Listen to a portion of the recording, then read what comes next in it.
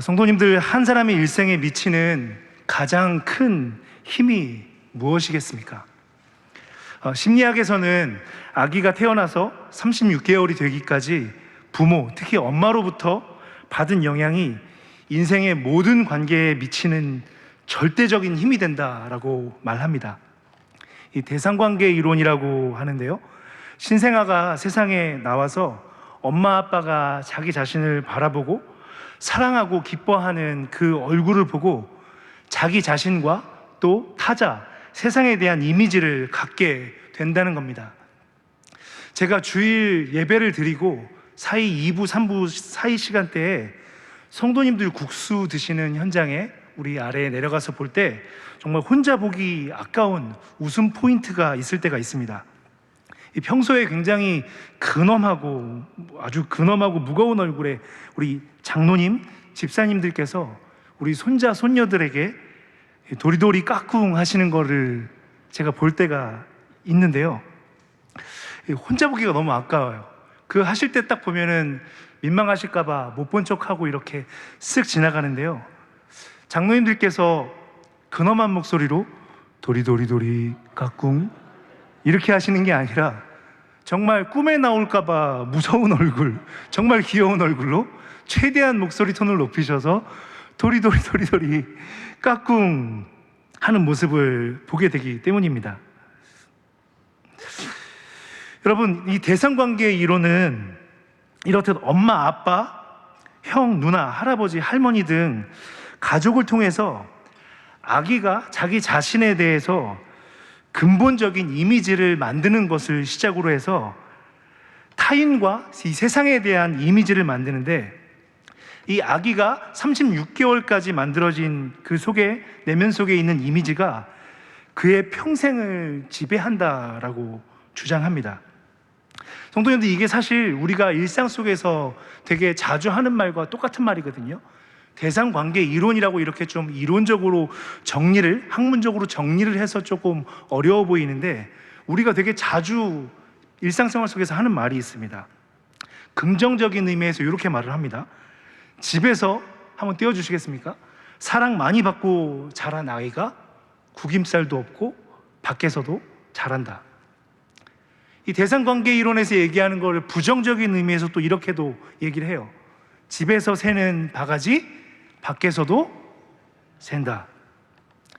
여러분, 불교 신자였다가 예수님을 영접하고 개종한 이 정신과 의사분이 쓰신 아직도 가야 할 길이라는 책이 있습니다. 이 책의 저자 스카펙은 지금 제가 말씀드린 이 유년기 때 부모와의 관계에서 인격이 만들어지는 이 이야기를 조금 더 확장해서 가족 종교라는 말로 설명합니다.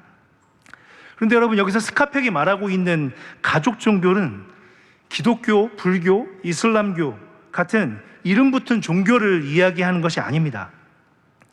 가훈, 가풍과 같이 그 가족만의 전통이나 신념들을 가족 종교다라고 말하고 있는 것이죠. 스카펙은 많은 그리스도인 내담자들 상담 사역을 하면서 많은 사람들을 만나는데, 그리스도인 내담자들 중에서도 중요한 결정을 하거나 또 심적으로 위축되는 상황에서 성경에서 가르쳐주는 하나님의 말씀이나 또 교회의 교훈을 따라서 결정을 하는 것이 아니라 가족 종교, 가족에서 이렇게 배우게 된 그 가정만의 신념이나 이런 것들을 따라서 위기 상황에서 결정을 내리고 판단을 하는 많은 내담자들을 봤다라고 책에서 밝히고 있습니다. 가족 종교에 대한 이야기를 조금 더 좀 설명을 드리려고 제 이야기를 좀 해보겠습니다. 저희 어린 시절 때 제가 저희 집에서 이런 얘기를 참 많이 들었습니다. 성민아, 그래도 장남인 형이 잘 돼야 우리 집이 잘 되는 거 아니겠니? 저희 어린 시절, 유년 시절이 좀 경제적으로 좀 많이 어려웠었습니다. 그래서 제 위로 5살 위로 형이 있는데, 형은 유치원도 가고 때때에 맞게 학원도 가고 또 과외도 받고 했었습니다. 그런데 5살 아래의 저나 또 심지어 큰형보다 7살 아래인 여동생은 찬밥이었어요. 항상 형이 학원을 가시고 과외를 받고 하는 것들 때문에 장남이 잘 돼야지 네가 좋은 거 아니겠니? 라는 말들을 듣고 컸었습니다. 또 가족 종교에 이런 것들 말고 또 다른 가족 종교에 제가 경험했었던 일이 있는데, 아버지께서 약주하시는 날 밤에는 이 삼형제 모두가 뜨거운 눈물의 세례를 받는 아주 신성한 시간이었습니다. 제가 초등학교 1학년 때쯤이고 여동생은 6살이었고 제 위로 형은 6학년이었는데, 그때가 부모님께서 경제적으로 가장 힘드신 때였습니다. 그래서 어머니께서, 아버지는 버스 운전을 하시고 또 어머니께서는 작은 방이 붙어있는 5평 남짓의 식당을 운영하셨어요. 이름도 되게 정겹습니다. 산미식당이라고 식당을 운영하셨는데, 이 아버지께서 약주만 하시면 어머니를 굉장히 힘들게 하셨습니다. 구타도 있었고, 그때는 제가 잘 몰랐는데 어머니가 과거에 하셨던 이야기들을 제가 잘 되짚어 보니까 단순 폭력이 아니라 이 성적인 학대도 있었던 것 같습니다. 그런 날이면은 우리 삼형제는 늦은 밤 어머니의 눈물과 어머니가 우리 삼형제 따뜻하게 씻기시려고 식당 한 구석에서 물을 끓이셨어요. 그래서 그 김치 담그는 빨간 다라이 아시죠? 거기에 삼형제를 순서대로, 이것도 억울하게 형 먼저 씻기고 형 씻고 나서 형 때가 남아있는 그 물에 저를 담그고 또 여동생을 담그고 그랬어요. 근데 제가 철이 없었던 거죠. 어머니가 그렇게 저를 씻기시면서 7살 무렵에 저희한테 했던 말을 제가 잊을 수가 없습니다. 성민이, 너는 여자를 먼저 한 사람으로서 사랑해야 돼 하시면서 엄마가 저를 씻기시면서 많이 우셨어요. 근데 저는 물이 너무 뜨거우니까 엄마의 사랑도 모르고 막 목욕하기 싫다고 그러면 엄마가 또 제 등짝 스매싱을 때리시는데, 그걸 맞고 저는 물이 뜨거워서 또 엄마가 왜 우는가 하는 것 때문에 울고 어머니도 울고 그랬었습니다. 성도 여러분, 사실 우리 세대가 이런 가족 종교의 잘못된 교리들, 가정 안에서 잘못 잡혀진 교리와 같은 말들, 그리고 뒤틀린 신념들 때문에 짓눌려서 자란 부분들이 있지 않습니까? 오늘 여러분들께 좀 질문하겠습니다. 여러분은 어떤 가족 종교를 품고 살아오셨습니까? 혹시 그 가족 종교는 지금도 나의 심리와 자아에 그리스도 예수보다 더 큰 영향을 미치는 힘으로 작용하고 있지는 않습니까? 여러분, 오늘 본문은 족보를 언급하고 있습니다. 한 집안의 이야기를 시작할 것처럼 시작하고 있는데요, 19절 한번 보십시오. 아브라함의 아들 이삭의 족보는 이러하니라. 아브라함이 이삭을 낳았고. 여러분, 이삭의 이야기를 할 것처럼 보이지 않습니까? 그러나 아닙니다. 본문은 이삭이 아니라 그 아들 야곱 이야기를 하고 있습니다. 성도님들, 이것은 이 창세기가 이야기를 풀어가는 패턴입니다. 한 달 전쯤 제가 2달 전쯤이군요. 창세기 10장을 할 때 잠깐 설명을 드렸었는데요. 한번 띄워주십시오. 제가 읽어드리겠습니다. 창세기에는 히브리어 톨레도트로 쓰인 10개의 족보가 나온다.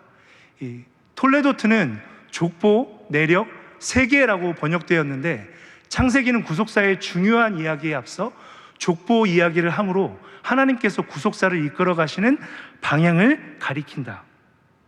성도님들 잘 아시는 대로 12장부터 아브라함의 이야기가 시작됩니다.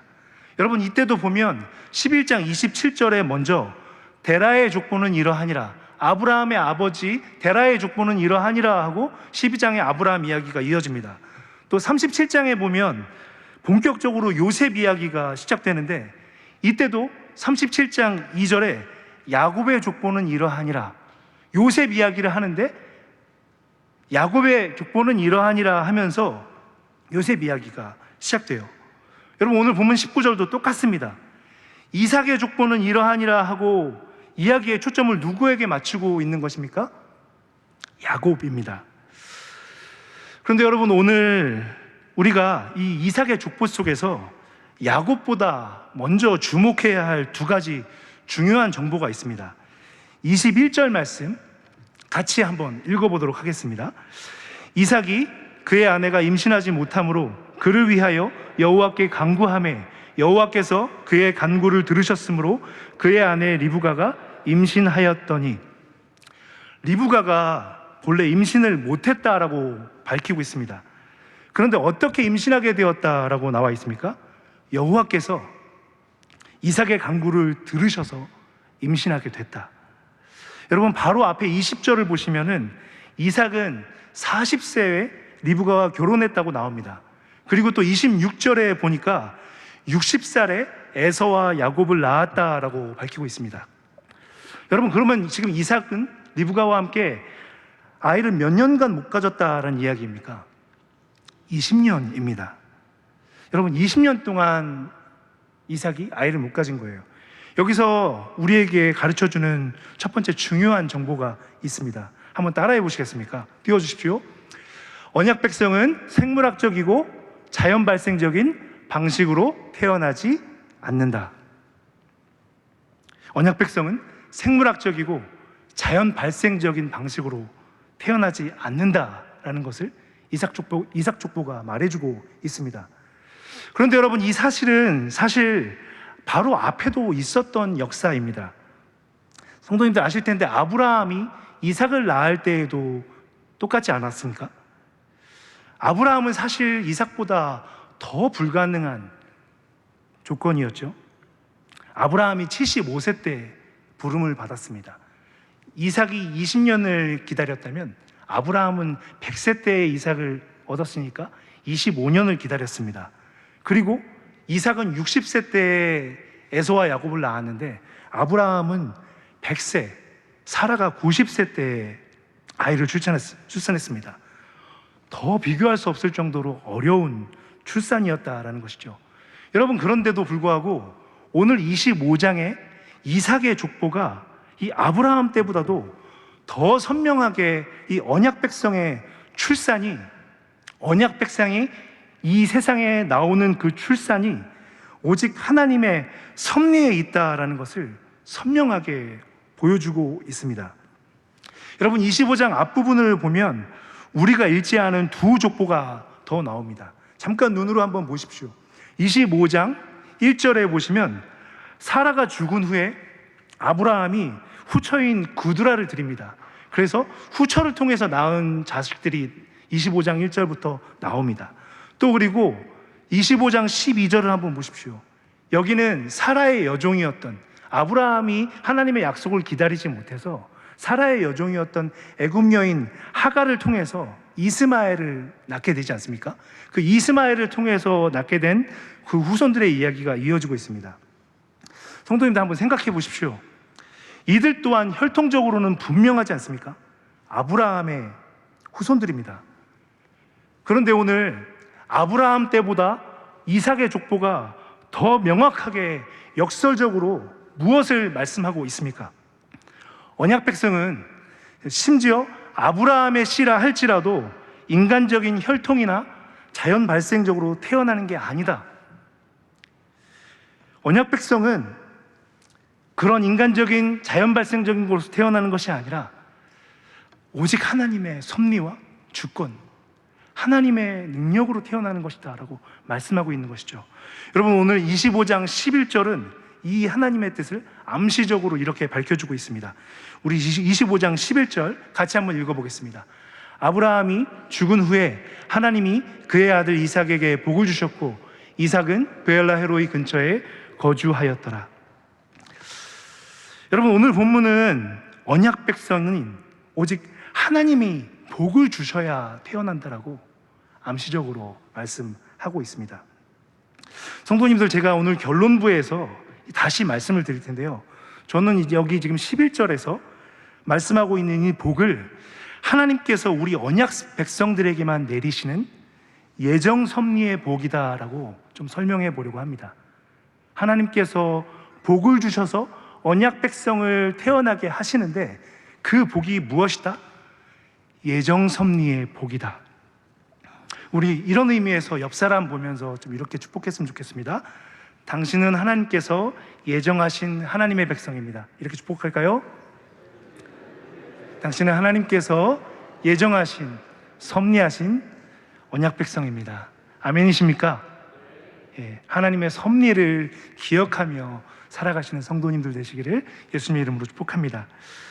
여러분, 그런가 하면 오늘 이삭의 족보가 우리에게 말해주고 있는 두 번째 중요한 정보가 있습니다. 한번 띄워주십시오. 같이 한번 읽어보겠습니다. 언약 백성은 사회적인 전통이나 윤리를 모태로 태어나지 않는다. 여러분, 우리가 살아가는 이 세상 가운데 많은 인물들이 태어나죠. 영웅 인물들이 태어날 때 영웅 인물이 태어나기 위해서는 배경이 필요하지 않습니까?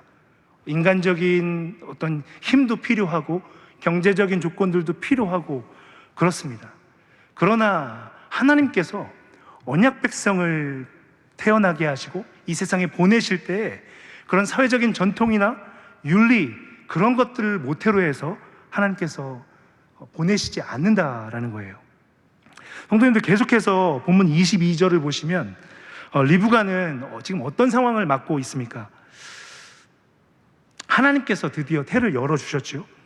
그리고 쌍둥이를 임신합니다. 그런데 어떤 일이 벌어지죠? 태 속에 이 쌍둥이가 다툽니다. 리브가는 하나님께 기도로 이 상황을 여쭈어요. 그러자 하나님께서 어떻게 응답하십니까? 우리 23절 말씀 같이 읽겠습니다. 여호와께서 그에게 이르시되 두 국민이 내 태중에 있구나. 두 민족이 내 복중에서부터 나누이리라. 이 족속이 저 족속보다 강하겠고 큰 자가 어린 자를 섬기리라 하셨더라. 복중에서부터 나누이리라. 이 족속이 저 족속보다 강하겠고 큰 자가 어린 자를 섬기리라. 성도 여러분, 하나님의 이 응답이 어떻게 느껴지십니까? 여러분, 우리 한국은 일본, 중국과 함께 이 동북아시아 유교문화권에 있습니다. 그래서 장유유서라는 우리가 공유하고 있는 보편 윤리가 있습니다. 그런데 여러분, 사실 장유유서는 사실 동서고금을 막론하고 모든 곳에 보편 윤리라고 할 수 있습니다. 제가 하나님의 은혜로 캐나다에서 7년 반 정도 살면서 캐나다에서 제가 처음에 그렇게 생각했었어요. 제가 문화적으로도 준비가 잘 안 되고 좀 어렵게 유학 공부를 나가다 보니까 준비 없이 좀 나갔는데 거기는 뭐 더 나이 고하를 떠나서 다 이름 부르고 하니까 또 존칭, 우리나 한국말처럼 존칭도 없고 하니까 뭐 이런 장유유서 이런 문화 없겠지 했는데 웬걸요, 더 심합니다. 한국처럼 이렇게 우리는 뒤에 존칭하는 말 뒤에를 좀 바꾸면 되잖아요. 영어는 단어들이 바뀌는 게 있어요. 그리고 한국에서는 그냥 아이 버릇없는 놈하고 버릇없게 말을 하거나 그러면은 꾸짖어 주기라도 하는데 이 웨스턴 문화에서는 이 중년 어른한테 미스터라고 붙여서 말을 하지 않으면 저 같은 동양 사람이 버릇없이 그렇게 미스터라는 말도 안 붙이고 중년 여성을 부를 때 마담, 맴이라고 이렇게 존칭을 하지 않으면 쳐다보지도 않습니다. 대꾸도 안 해요. 사람 취급을 받지 못합니다. 동서고금, 동양이나 서양이나 과거나 지금이나 장유유서는 보편윤리라고 할 수 있습니다. 여러분, 족장시대 때는 어땠을까요? 족장시대 때, 지금 아브라함, 이삭, 야곱의 때에는 이 장유유서 정도가 아니었습니다. 장자들은 특별히 이 경제적인 특권인 장자권이라는 것을 갖고 있었고 또 영적인 특권도 갖고 있었습니다. 여러분, 오늘 본문 뒤에 27장에 보면 이삭이 야곱과 에서를 축복하는 이야기가 나옵니다. 이 이삭, 아브라함 가문의 장자인 이삭이 또 그 아들들을 축복하는 이게 결정적인 예인데요. 장자들은 여러분 그 가정, 자기가 맡고 있는 가정에 제사장과 같은 역할을 했었습니다. 이것이 당대 장자들이 갖고 있었던 영적인 특권이었습니다. 이 본문을 좀 이해하기 위해서 장자권에 대한 설명이 조금 더 필요한데요. 여러분, 오늘 본문 뒷부분에 27절부터 34절까지 보면 우리가 너무너무 잘 알고 있는 유명한 야곱과 에서의 이 파축 사건이 나옵니다. 그런데 여러분이 우리가 이 파축 사건을 보면서 이 파축 사건이라는 이야기 때문에 자주 가볍게 놓치는 사실이 있습니다. 이 에서가 판 장자권이라는 게 이 경제적인 측면만 놓고도 그렇게 가벼운 게 아니라는 겁니다. 굉장히 큰 거였어요. 여러분, 신명기 21장 15절로 17절에도 보면 하나님께서는 분명하게 장자에게 두 몫을 주라고 명령하셨습니다. 여러분, 당대 이스라엘 사람들이 장자에게 두목을 줄 때 실제로 어떻게 재산을 나눴냐면, 부모가 마지막 자기 재산을 나눌 때 자식이 2명이면 재산을 3등분을 합니다. 그리고 자식이 3명이면 재산을 4등분해요. 자식이 4명이면 5등분을 합니다. 그 다음에 어떻게 나눠주는 걸까요? 모든 자식들에게 하나씩 똑같이 나눠줍니다. 한 몫이 남겠죠, 여러분. 그 한 몫을 100% 다 해서 장자에게 200%로 이렇게 장자에게 상속을 했던 겁니다. 여러분, 장자의 축복이라는 것, 이것은 경제적으로나 사회적으로나 영적으로나 정말 절대적인 것이었습니다. 그런데 여러분, 오늘 본문에서 하나님께서 이 장자의 축복, 이 당대 사회가 통념으로든 전통으로든 또 흘러내려오는 모든 가족 종교가 되었건 무엇이건 지켜온 이것에 대해서 하나님은 어떻게 하십니까? 하나님께서는 장자의 권위를 뒤집으십니다. 그리고 누구를 선택하십니까? 야곱을 선택하셨습니다. 왜 그렇게 하신 거죠? 언약 백성은 사회적인 전통, 윤리를 모태로 태어날 수 없기 때문입니다. 앞서 자연 발생이나 생물학적으로도 언약 백성은 태어날 수 없다라고 말씀드렸는데요. 그렇다면 하나님께서는 언약 백성을 이 땅 가운데 어떻게 보내주시고 또 태어나게 하신다는 겁니까? 오직 하나님의 주권적인 선택, 다른 말로 창세전에 예정하신 하나님의 주권적인 섭리로 태어나게 하시고 그를 보내셔서 그를 길러 가신다라는 것이죠. 성도 여러분, 저는 오늘 하나님께서 에서가 아니라 이 야곱을 선택하신 이 예정 섭리에 대해서 좀 깊이 묵상해 보기를 원합니다. 여러분, 이 하나님께서 에서가 아닌 야곱을 예정하시고 선택하신 이 이야기 가운데 우리 자신을 선택하신 은혜도 돌아보면서 한번 생각해 보십시오. 하나님께서는 왜 야곱을 선택하신 것입니까? 그리고 하나님께서는 왜 여러분을 그리고 저를 선택하신 것입니까? 여러분, 구약의 마지막 선지서라고 할 수 있는 말라기서는 서두에서부터 하나님의 예정 섭리, 하나님께서 야곱을 선택하신 그리고 우리를 선택하신 그 예정 섭리의 중심을 이렇게 선언하고 있습니다. 말라기서 1장 2절 3절 말씀 같이 읽겠습니다. 여호와께서 이르시되 내가 너희를 사랑하였노라 하나 너희는 이르기를 주께서 어떻게 우리를 사랑하셨나이까 하는도다. 나 여호와가 말하노라 에서는 야곱의 형이 아니냐 그러나 내가 야곱을 사랑하였고 에서는 미워하였으며. 여기까지 읽겠습니다. 하나님께서 야곱을 그리고 우리를 선택하신 이유가 무엇 때문이라고 말씀합니까? 사랑하셔서입니다. 여러분, 이 말라기 말씀에서 우리가 오해하지 말아야 될 게 있어요.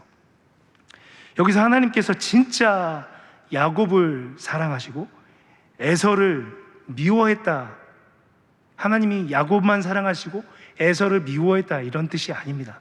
여러분, 이게 히브리식 관용 표현인데요, 하나님께서는 정말로 비견할 수 없이 야곱을 너무너무 사랑하셨다라고 그 사랑을 강조하는 표현입니다.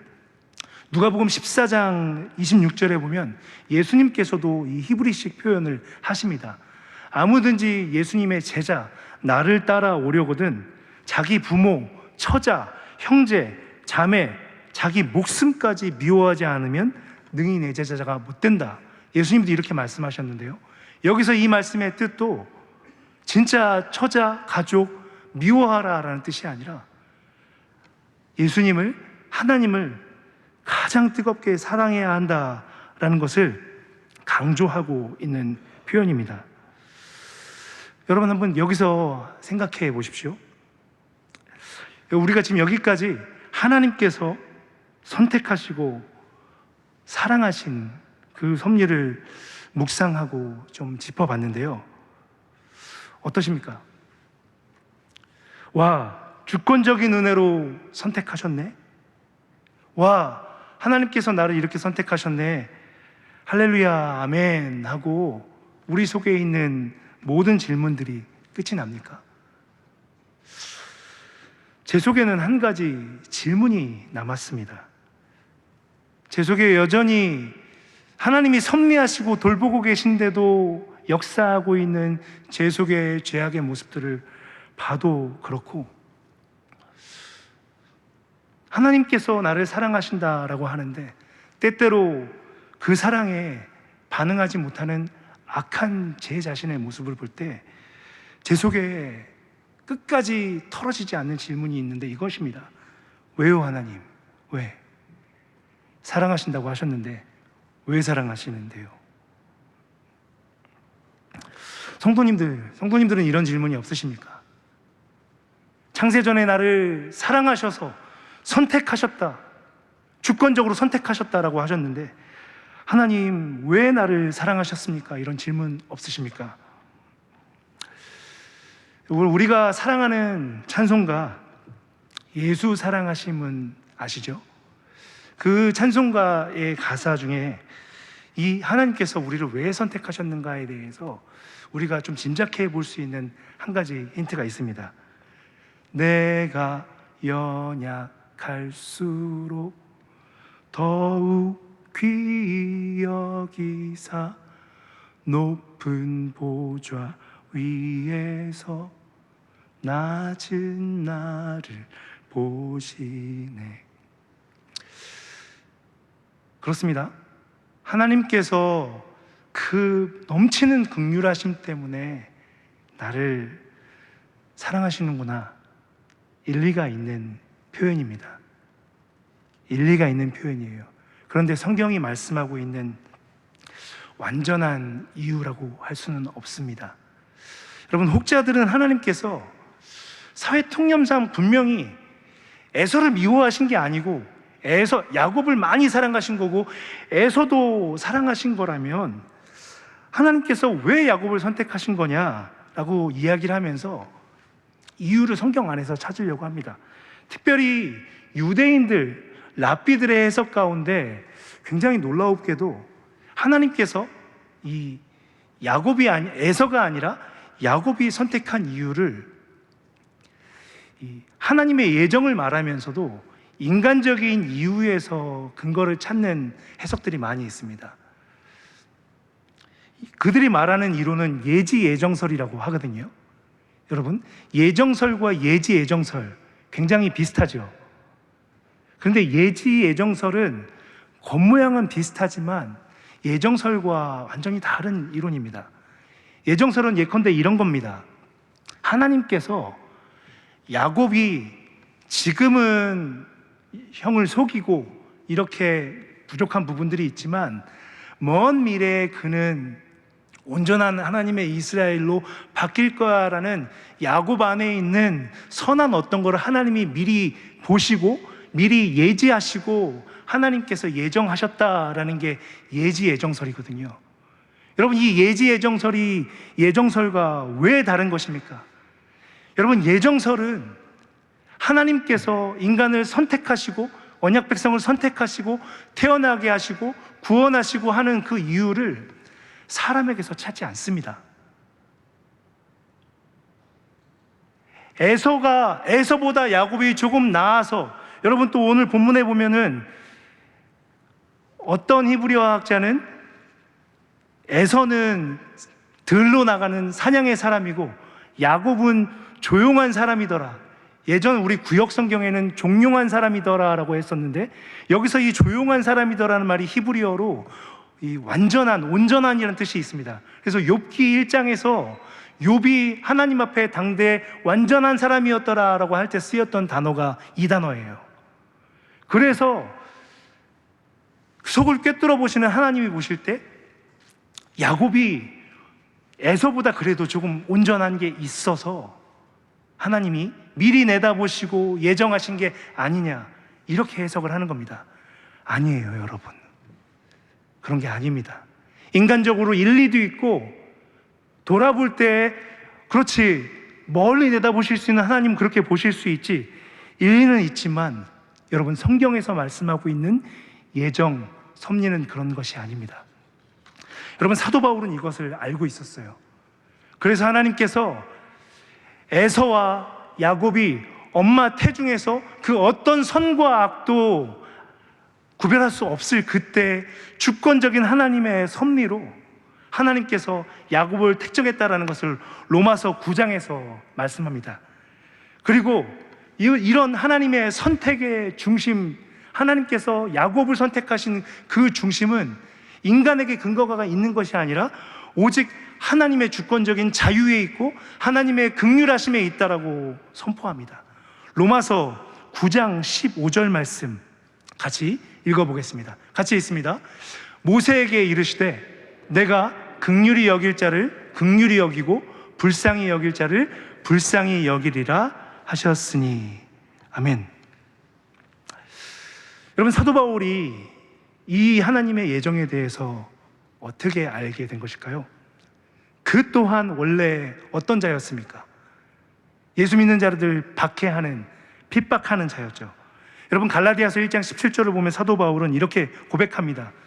예수 믿는 자를 핍박하던 자신의 과거, 자신이 그렇게 핍박했었던 그 일, 그것은 알지 못하고 했던 일이야. 그런데 사람을 외모로 판단하지 않는 하나님께서 나를 긍휼히 여기셔서 사도로 부르셨다라고 고백하고 있습니다. 여러분, 이 사도 바울이 여기서 사람을 외모로 판단하시지 않는다라는 말이 우리 예정을 이해하는 것에서 너무너무 중요합니다. 사도 바울이 사람을 외모로 판단하지 않는다라는 말은 사람의 겉모습을 얘기하는 것도 아니고, 사람의 어떤 율법적인 그 사람의 수준, 얼마나 율법을 지키느냐, 그런 윤리를 얘기하는 것도 아니고, 유무형의 사람의 어떤 조건을 얘기하는 게 아닙니다.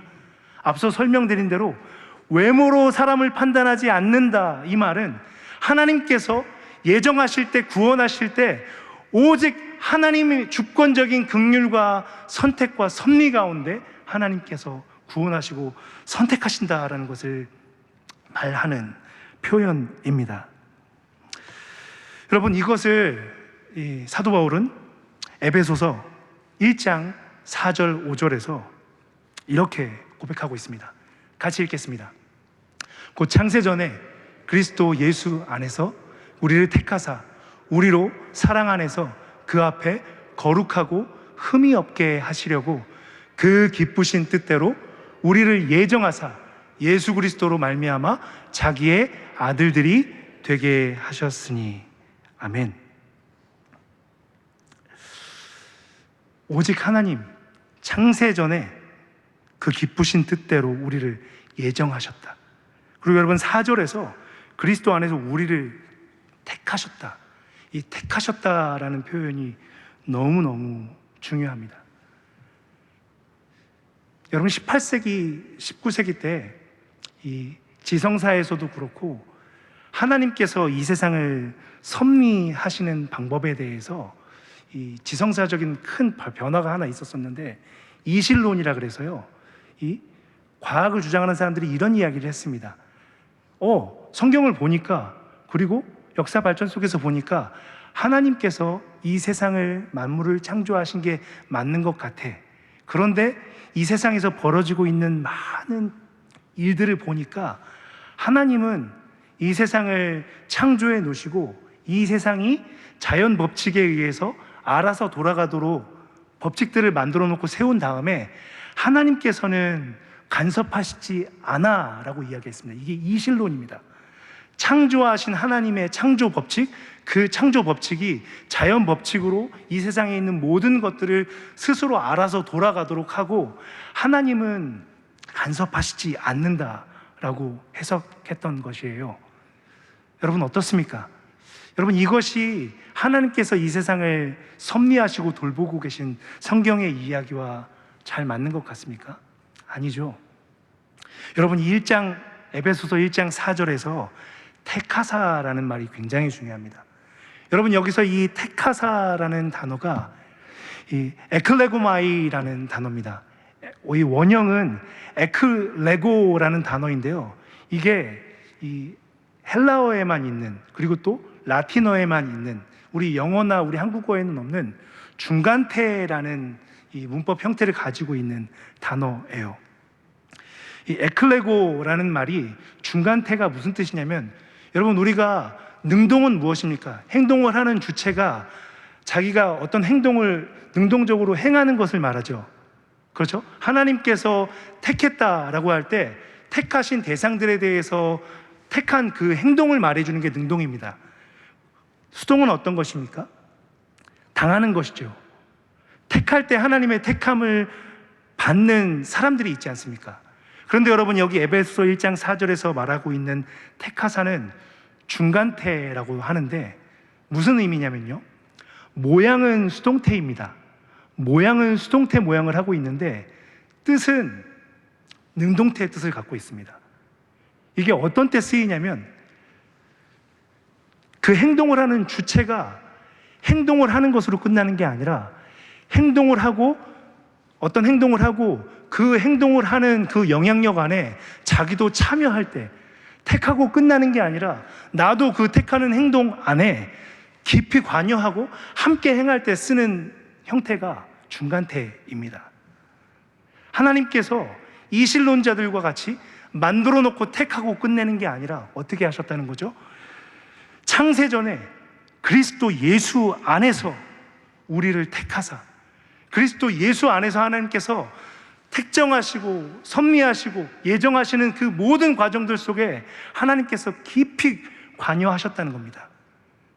우리 언약 백성들, 택함 받은 자들이 하나님의 언약 백성으로 이 세상에 존재하고 이 세상에서 하나님의 구원의 뜻을 이룰 때까지 그 택함을 이루시도록 하나님께서 함께 하신다라는 뜻이에요. 여러분 우리가 이와 같은 섭리의 은혜, 우리를 붙드시고 택하시고 택하고 끝내는 게 아니라 하나님께서 영원히 함께 하시는 그 예정의 은혜를 받아 누리고 있는 언약 백성들입니다. 말씀을 좀 맺기를 원합니다. 여러분 오늘 본문을 통해서 저는 이 예정, 섭리하시는 하나님의 사랑에 비추어 봤을 때 이 오늘 본문 속에 있는 등장인물들의 모습도 그렇고 제 자신의 모습도 그렇고 이 섭리를 받은 자의 삶 같지 않다라는 좀 부끄러운 생각들이 많이 들었습니다.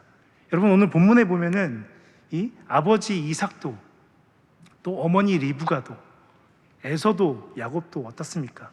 이렇게 하나님의 큰 창세전의 섭리 택정함의 은혜 가운데 살아가고 있습니다. 하나님께서 붙드시는 그 섭리 가운데 살아갔는데 그들의 실질적으로 삶의 양태들은 어떻습니까? 아버지는 에서가 좋아하는 고기를 좋아하는, 그래서 에서를 좋아하고, 또 어머니는 조용한 아들이라서 야곱을 좋아하고, 야곱과 또 에서는 어때요? 자기들 성향대로, 자기들이 옳다 생각하는 것대로 기뻐하고 좋아하는 대로 살아갑니다. 여러분 이런 맥락에서 오늘 설교 제목을 섭리, 윤리, 실리라고 지어봤습니다. 우리 하나님의 섭리, 택하셔서 끝까지 붙드시고 구원하시고 창세전에 예정하셔서 하나님의 그 은혜 가운데 살아가는 우리들인데 우리 삶을 실질적으로 역동시키고 우리 삶에 영향을 미치고 있는 그 힘이 섭리가 맞는가? 이런 질문을 우리가 하고 살아야 합니다. 앞서 한 사람의 인격에 평생 영향을 미치는 게 가족 종교라고 했어요. 어떻습니까? 어떤 결정을 하실 때 또 위기 상황 가운데 섭리 안에 살아가는 자답게 하나님 안에서 믿음의 선택을 하면서 살아가고 계십니까? 여러분, 섭리를 말하는 건 굉장히 쉽습니다. 그런데 섭리 가운데 우리 삶을 믿음으로 살아가는 것은 굉장히 어렵습니다. 그런데 이 에베소서 1장 4절 이 테카사라는 이 단어를 통해서 여러분, 이 성경이 우리에게 도전하는 섭리에 참여하는 삶의 방식이 있어요. 무엇이냐면 믿음의 선택을 하면서 사는 것입니다. 여러분, 실제로 지금 에베소서 1장 4절에 나온 이 테카사, 에클레고마이라는 단어가 이 신약 성경에서 20번 정도 나옵니다. 이 마가복음에 한 번 나오고 또 누가복음과 이 사도행전에 집중적으로 나옵니다. 거기서 13번 정도 나오고 요한복음에 5번 정도 나오고 또 야고보서에서도 한 번 나와요. 그런데 여러분, 그 20번의 모든 그 용례들 속에서 아까 전에 말씀드렸던 똑같은 문법적인 형태를 갖고 있습니다. 중간태, 선택하셨다, 선택했다. 하나님이 선택하신 것이건 교회가 선택하신 것이건 또 예수님이 제자들을 선택하는 자리였건 모든 곳에서 중간태로 선택하다라는 단어가 쓰이고 있어요. 이게 무엇을 말해주는 것일까요? 신적인 선택, 내가 믿음으로 선택하는 이 선택의 앞에는 나보다 앞서 선택하시는 하나님의 섭리가 있다라는 것을 믿고 초대교회는, 성도들은 선택하면서 하나님의 그 섭리에 참여하는 삶을 살았다는 것입니다. 사도행전 15장 25절 26절 말씀 같이 한번 읽어보겠습니다. 사람을 택하여 우리 주 예수 그리스도의 이름을 위하여 생명을 아끼지 아니하는 자인 우리가 사랑하는 바나바와 바울과 함께 너희에게 보내기를 만장일치로 결정하였노라. 초대교회가 예루살렘 공회를 하고 나서 이 예루살렘 교회에 누구를 보냅니까?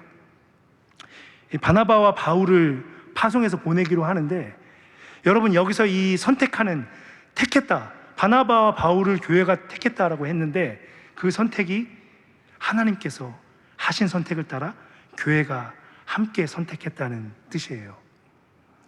여러분, 잠언 16장 9절은 하나님의 섭리에 참여하는 삶을 이렇게 말씀하고 있습니다. 같이 있습니다. 사람이 마음으로 자기의 길을 계획할지라도 그의 걸음을 인도하시는 이는 여호와이시니라. 아멘. 신비이죠. 믿음으로 하나님께서 앞서 나를 선택하셨고 우리가 믿음으로 행해 나가는 모든 선택 가운데 하나님의 선택이 이끌고 가시기에 섭리가 우리 삶을 붙들고 있다는 것을 믿음으로 고백하시면서 살아내시면서 섭리에 참여하는 삶 살아나가시는 모든 성도님들 되시기를 예수님의 이름으로 축복합니다. 존귀하신 주님, 감사합니다. 오늘 우리에게 우리 삶을 실질적으로 붙잡고 이끌고 있는 힘이 사람의 윤리나 우리 삶을 좀먹고 있는 죄악이 아니라 우리를 창세전에 예수 그리스도 안에서 예정하시고 선택하신 하나님의 섭리임을 우리가 말씀을 통해 나누었습니다. 그리고 그 하나님의 섭리의 중심에 연약한 우리를 향한 하나님의 긍휼이 있음을 우리가 들었습니다. 하나님, 이 섭리가 우리 삶을 지배하게 하여 주옵소서. 아버지, 합력하여 선을 이루는 아버지 하나님의 섭리의 영광을 드러내는 우리 모든 성도님의 삶 될 수 있도록 주여 함께하여 주시옵소서. 하나님, 사도 바울이 고백한 것과 같이 그렇게 섭리에 참여하길 원합니다. 내 속에서 능력으로 역사하시는 이의 역사를 따라 힘을 다하여 나도 수고하노라 라고 하며 섭리에 참여하였었던 사도 바울의 믿음을 우리도 살아내게 하여 주시옵소서. 그렇게 행하실 주님 찬양하옵고 예수님의 존귀한 이름으로 기도드립니다.